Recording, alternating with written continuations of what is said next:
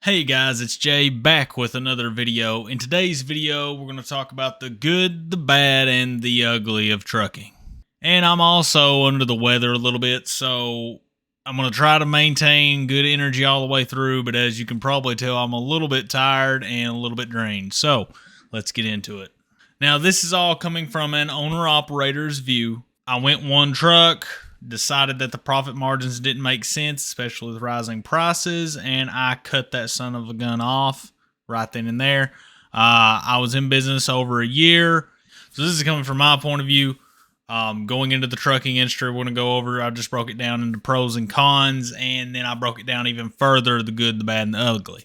I'm going to dive into the pros real quick. Now, it's very important that you take all these pros with a grain of salt because a lot of them come with a stipulation or many variables, okay? The first being you can be your own boss, kind of.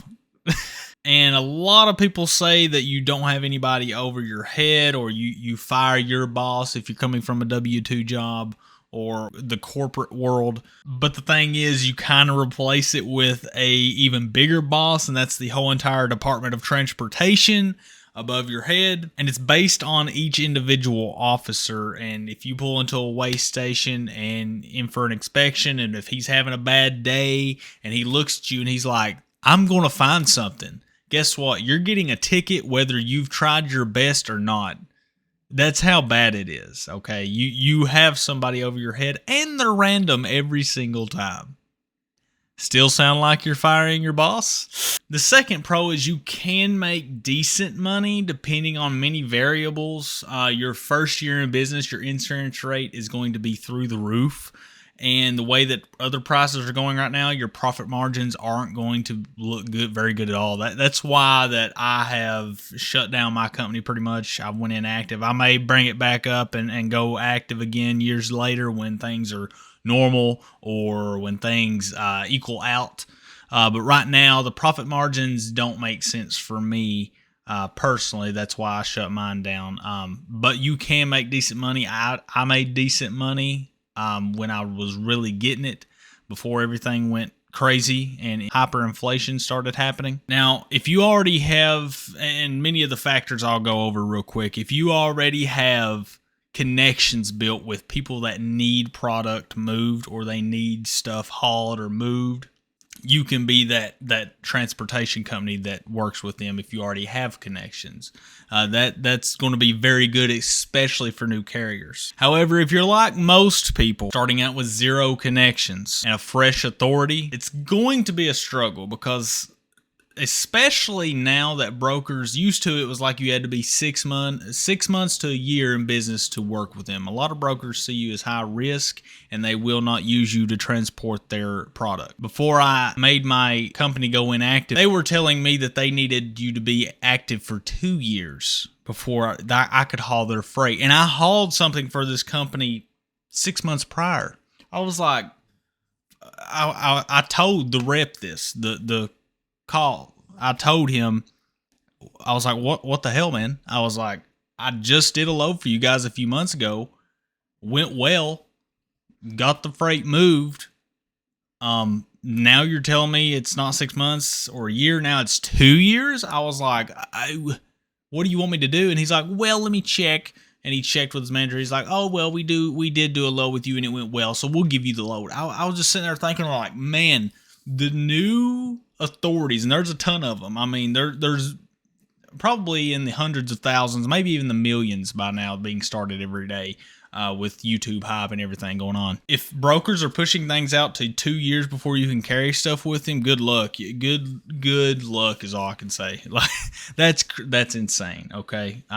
That's just insane. Let's move on. Now, the next pro is you're going to become a better driver. Your driving senses will improve. You're going to be constantly looking at mirrors, making sure cars aren't in your blind spots, making sure you can get over, driving a bigger vehicle, which is actually easier, I find. But you will get better at driving, believe it or not. And not only that, but you're driving your own equipment, so you really don't want that, especially if you're an owner-operator, you really don't want that equipment to get messed up because that's your way home, that's your way of making money. You'll become a better driver whether you like it or not. However good you think you are at driving before you become an owner operator or just a company driver. It's pretty much all I have for pros. You can make okay money. You could anyway. These last few months, you might be able to profit a little based upon a lot of factors. But I would say the new guy, especially the new guys starting their own authorities, you're set up for failure. I hate to tell you. And we're going to get into a lot of these cons in this video. Unfortunately, is mostly cons, and I'm not a negative person. I'm very optimistic.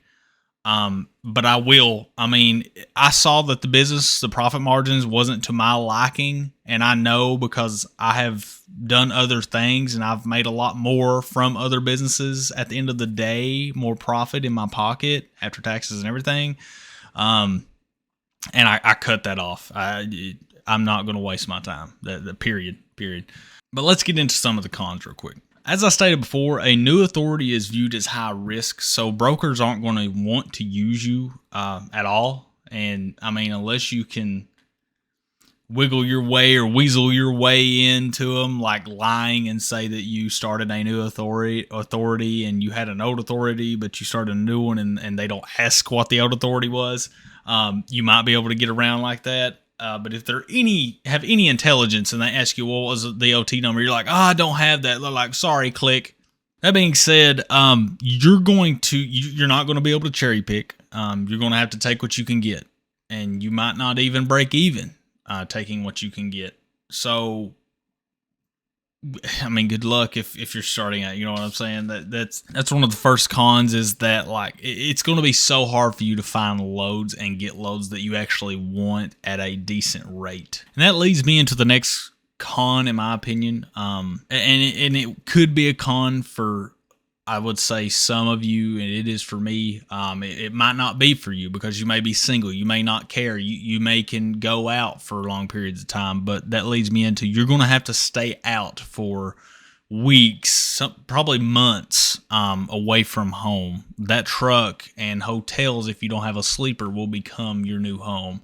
And if your wife, girlfriend, kids, if they don't agree with that, I mean, pretty much you're going to have no life, okay? You're simply going to have no life besides being chained to the wheel unless you hire a driver, okay? That's just a simple truth. And not being able to cherry pick, I mean, you're going to have to take what you can get. So you may end up, let's say you start in New York, you're going to end up in California maybe. I mean, who knows? And then just be constantly going through the U.S. to make money to, I mean, have no life until you're over the year or 2 year hump, whatever the brokers plan to do. But man, it's getting worse and worse for the new guy, and that's the big issue with this industry. And there's more. Let me just continue before I start ranting. It's, in my opinion, I mean, as you can probably tell so far, I mean, I went ahead and cut off. I'm already inactive. I mean, I went ahead and cut it off at the snake's head. You know what I'm saying? It just doesn't make sense, and it's continuing to get worse. So let's continue though. And the next one's probably the biggest con, and I mentioned it before, of kinda being your own boss. Kinda, the overregulation of the industry is insane. Okay. The DOT has such, the only way I've been able to describe it in my live streams and other videos is imagine buying a shock collar for your dog to make them behave. They have a shock collar around you, and even if you behave, guess what? They're going to pull you over, and if they need a ticket for their quota, guess what they're going to do? They're going to give you a ticket. You know what I'm saying? It's crazy to me. I mean, you could have the sharpest looking truck out there going down the road. DOT's active, insurance is good, everything around the truck is good and maintained. DOT inspection's good, everything. All it takes is that officer to write something as small as a chip in the windshield, very small chip, a magnifying glass out, and says, oh, you got a little chip here. Here's a ticket. Get this windshield replaced. Boom, $1,000 ticket. And you got to get the windshield replaced before a certain date. That's all it takes. Believe it or not, that's all it takes. I know many drivers that's happened to, and they've videoed it. I've seen video proof. It's insane, I'm telling you. There could be nothing wrong with the truck, but the officer just doesn't like you for whatever reason. Just doesn't like you. A lot of officers don't like new authorities. I've experienced it myself, and I was like, I've not done nothing wrong. He didn't give me a ticket, but man, it was a full inspection. He only gave me didn't even give me the level that he actually gave me. You know what I'm saying, on the ticket printout or the inspection printout. I was pissed. Just didn't like me. So he tried his best to be able to write a ticket. It's insane, man. And they can shut you down for any reason. They can shut you down where you can't even move. You can't even drive the other way. You can't do nothing. They can shut you down for any reason. And I mentioned it before. This is kind of a small con, but the insurance rates just keep going up. And for a new authority and your first year, it's going to be crazy expensive.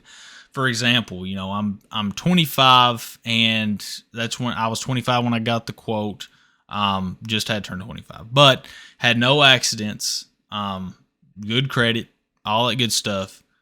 And Progressive gave me $23.84 for one truck. Something to keep in mind: your insurance your first year is going to be insane unless you can find a good agent and give you a good quote. And this is the biggest con. This is why I made my authority go inactive. This is why I'm getting out of it for now. This is why I'm pursuing pressure washing. This is why I'm going into the service-based industry, running Google ads, Facebook ads, all that good stuff. It's because the profit margins are astronomically bigger than trucking. Astronomically. We're talking, this recent job I did was a 70% profit margin.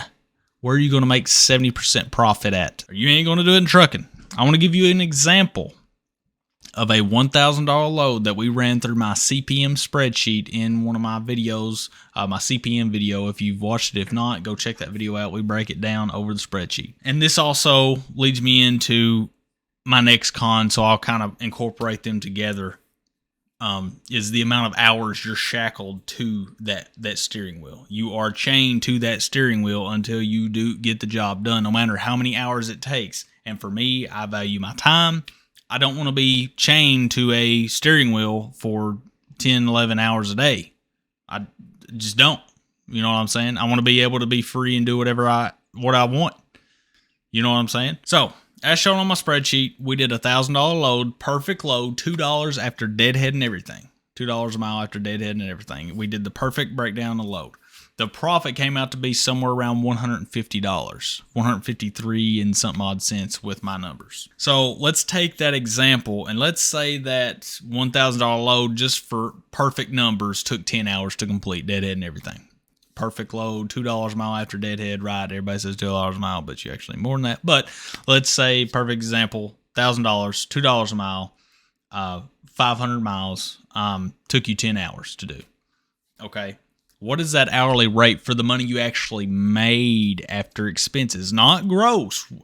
You're thinking that's $100 an hour, right? You're wrong, because that's not your profit. That's not what you put in your pocket, okay, after business expenses and putting away for taxes and everything. So after expenses and everything, let's be generous and say it was $200 profit. Let's just be generous, say $200 of that after taxes, after everything you set aside and maintenance, all that good stuff.